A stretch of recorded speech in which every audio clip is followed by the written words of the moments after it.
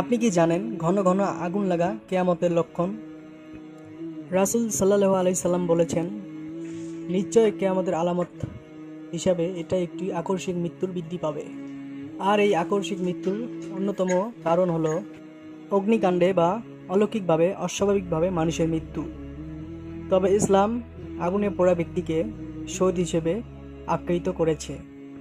কিয়ামতের সবচেয়ে আলামত হলো এক ভয়াবহ আগুন, যা পূর্ব ইরান নামক একটি দেশ থেকে ছোট গৃহ থেকে আগুন বের হয়ে ভয়াবহ একটি আকৃতি দান করবে এবং মানুষকে সব একত্রিত করবে।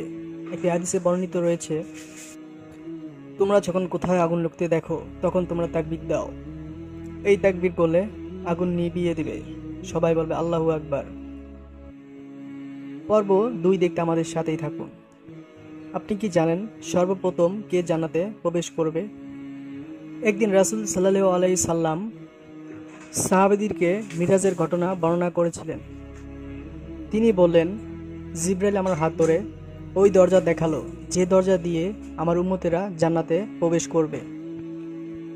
তখন হযরত আবু বকর রাদিয়াল্লাহু আনহু খুব আগ্রহের সঙ্গে বললেন, হে আল্লাহর রাসূল, আমি আপনার সাথে থাকতে চাই, যাতে আমি আপনাকে সব সময় দেখতে পাই। রাসূল সাল্লাল্লাহু আলাইহি সাল্লাম তখন বললেন, আবু বকর, তুমি জেনে রাখো, আমার উম্মতের মধ্যে সর্বপ্রথম তুমি জান্নাতে প্রবেশ করবে। সুবহানাল্লাহ। আল্লাহ আমাদেরকে সকলকে দিন এবং হায়াত এবং 5 ওয়াক্ত নামাজ পড়ার তৌফিক দান করুক। এবং সাথে সাথে আলোর পথ চ্যানেলটি সাবস্ক্রাইব করে সাথে থাকবেন, ইসলামিক চ্যানেল, এবং ভিডিওটি লাইক দিয়ে শেয়ার করতে বলবেন না। আল্লাহ হাফেজ। নেক্সট ভিডিওতে আবার দেখা হবে।